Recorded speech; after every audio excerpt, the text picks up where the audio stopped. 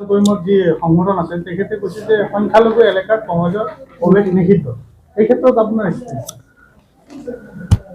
এইবিলাক কোৱা কথা কৈছে, কিন্তু কংগ্ৰেছক নিষিদ্ধ কৰিব সংখ্যালঘু এলেকাত এনেকুৱা সংগঠন আজিলৈকে জন্মগ্ৰহণ কৰা নাই আৰু ভৱিষ্যতেও নকৰে। কাৰণ ইয়াতে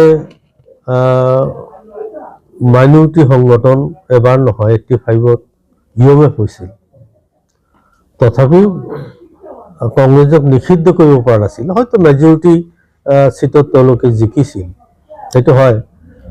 তাৰপিছত UDF হ'ল, তেওঁলোকেও ভালে সংখ্যক MLA তেওঁলোকে জিকালে, কিন্তু এইটো নহয় যে কংগ্ৰেছ একেবাৰে নিশ্চিন্ন হৈ গৈছিল।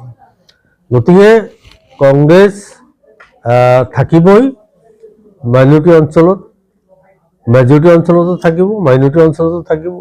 গতিকে কংগ্ৰেছক কোনেও নিষেধ কৰিব নোৱাৰে আৰু কংগ্ৰেছক কোনো বাধা দি ৰাখিবও নোৱাৰে। মই তেওঁক ক'ব বিচাৰিছোঁ যে তুমি কংগ্ৰেছ জইন কৰিছিলা, আমি ভাল পাইছিলোঁ।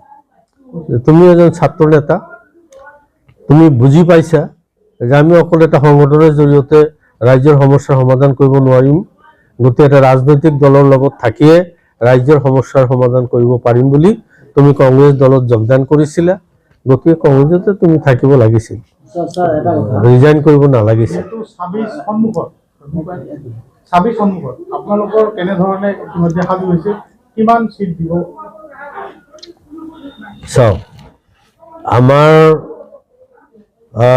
আপাৰ আসামৰ কথাখিনি আমি লোৱাৰ আসামত থাকি ইমান উপলব্ধি কৰিব নোৱাৰোঁ, কিন্তু গৌৰৱ গগৈ ডাঙৰীয়াৰ বিভিন্ন সভা সমিতিত ৰাইজৰ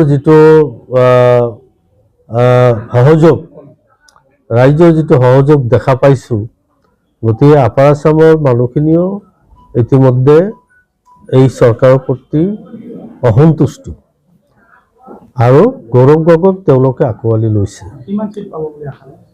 আমি কিমান চিট পাম এই কথাখিনি আজি কোৱা টান, কিন্তু আমি এবছলিউট মেজৰিটি লৈ আমাৰ চৰকাৰ গঠন হ'ব।